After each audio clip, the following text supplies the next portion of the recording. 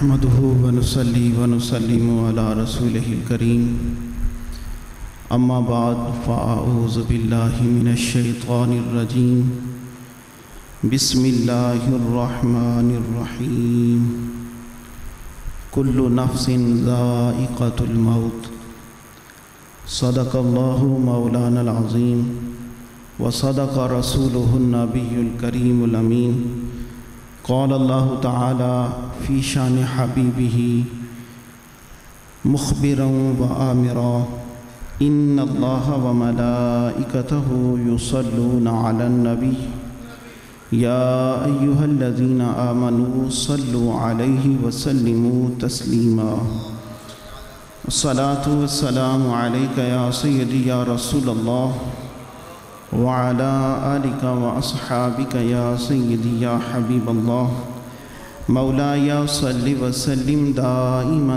أبدا على حبيبك خير الخلق كلهم هو الحبيب الذي ترجى شفاعته لكل هول من الأهوال مقتحم محمد سيد الكونين والثقلين والفريقين من عرب ومن عجم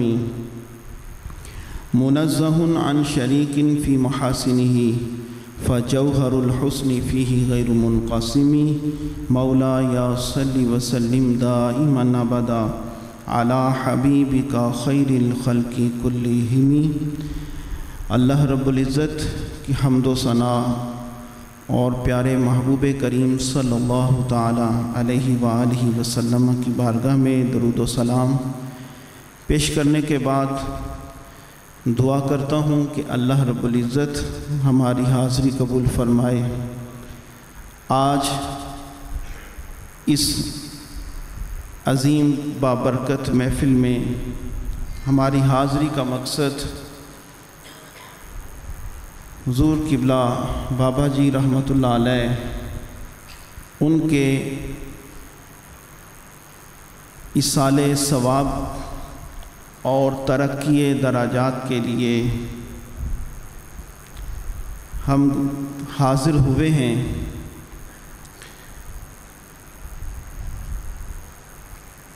یقیناً یہ ایک حقیقت ہے،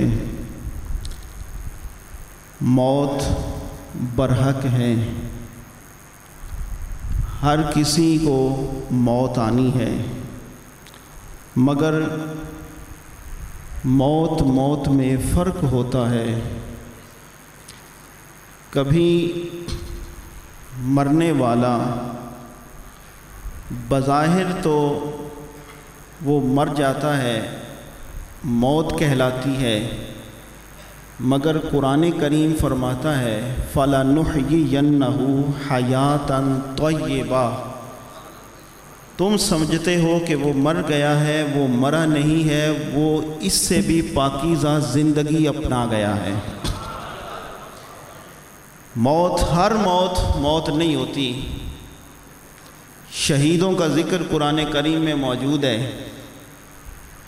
قرآن کریم فرماتا ہے کہ لا تقولوا لمن یقتل فی سبیل اللہ اموات، جو اللہ کی راہ میں شہید کر دیا جائے اسے مردہ نہ کہو۔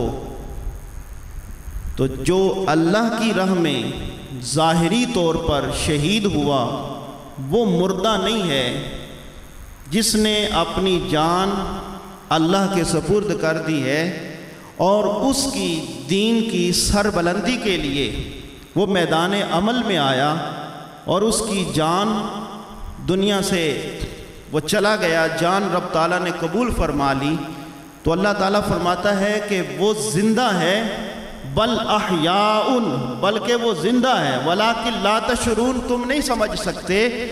جب شہید کو رب یہ مقام عطا فرماتا ہے تو پھر اللہ کا ولی وہ ہے کہ جو ساری زندگی اپنے نفس سے جہاد اکبر کرتا ہے اور ساری زندگی وہ رب تعالیٰ کے دین کی خدمت کرتا ہے، جس کا اٹھنا بیٹھنا ہر وقت دین کی تبلیغ و اشاعت کے لیے وقف ہو جائے، وہ شخص بھی تو اللہ کی راہ میں اپنے آپ کو وقف کر چکا ہے، وہ بھی تو جانے کے بعد اگرچہ دنیا سے چلا گیا لیکن وہ زندہ ہوتا ہے۔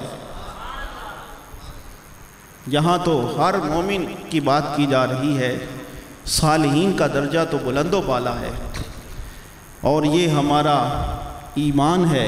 اللہ نیک لوگوں کو مرنے کے بعد، دنیا سے جانے کے بعد وہ مقام عطا فرماتا ہے کہ وہ پہلے سے بھی زیادہ برکتیں لے آتے ہیں۔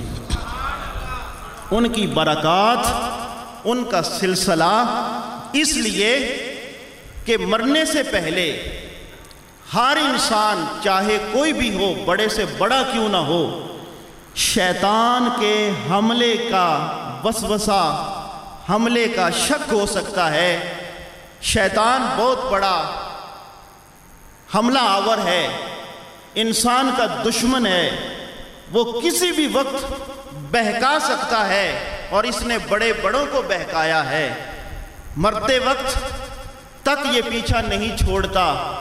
زندہ ہے تو دو احتمال ہیں کہ ہو سکتا ہے کہ یہ ایمان پہ قائم رہے، اور ہو سکتا ہے کہ یہ پھسل جائے اور شیطان گمراہ کر لے، اس پر حاوی ہو جائے۔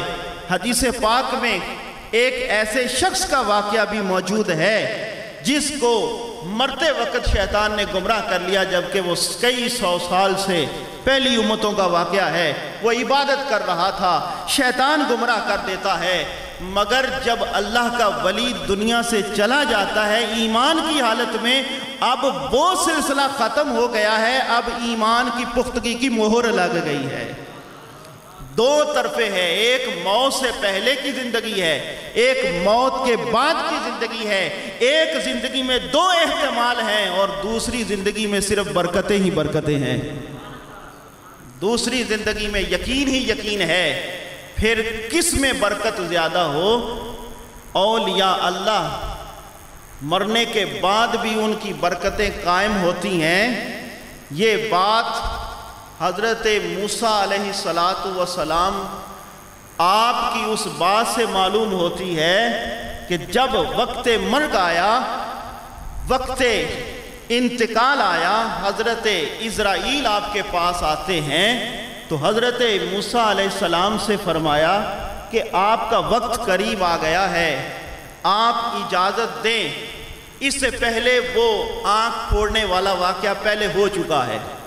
جب روح قبض کرنے آئے اس وقت کی بات ہے، تو حضرت موسیٰ علیہ السلام نے آپ نے فرمایا کہ اللہ کا حکم ہے، جانا تو ضرور ہے، مگر مرنے سے پہلے میری ایک خواہش ہے، میں یہاں سے کھڑے ہو کر بیت المقدس کی طرف ایک پتھر پھینکتا ہوں، جتنی دور وہ جا گرے مجھے اتنا سفر کر لینے دینا۔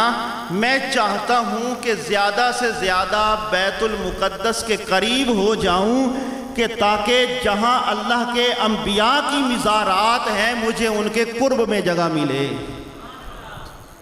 اب یہ خواہش کتنے عظیم جلیل القدر پیغمبر حضرت موسیٰ علیہ السلام کر رہے ہیں، تو یہ یقیناً بات ثابت ہو گئی کہ اولیاء اللہ کے مزارات کی وہ برکتیں ان کے جانے کے بعد زیادہ ہیں کہ ان کے پاس ہونے میں اللہ کے نبی بھی خواہش کر رہے ہیں، کاش ان کے قریب ہمیں جگہ مل جائے۔ تو اتنا بڑا مقام ہے۔ اولیاء اللہ جو اللہ کے برگزیدہ ہیں، وہ برکتیں ساری لے نہیں جاتے ہیں، ان کے جانے کے بعد بھی جہاں ان کے قدم و مزار ہوتا ہے اور جہاں وہ رہا کرتے ہیں وہاں ہمیشہ برکتیں ہوا کرتی ہیں۔ اور برکت ایک ایسی نعمت ہے رب تعالیٰ کی، اللہ رب العزت اپنی نعمت دے کر چھینتا نہیں ہے۔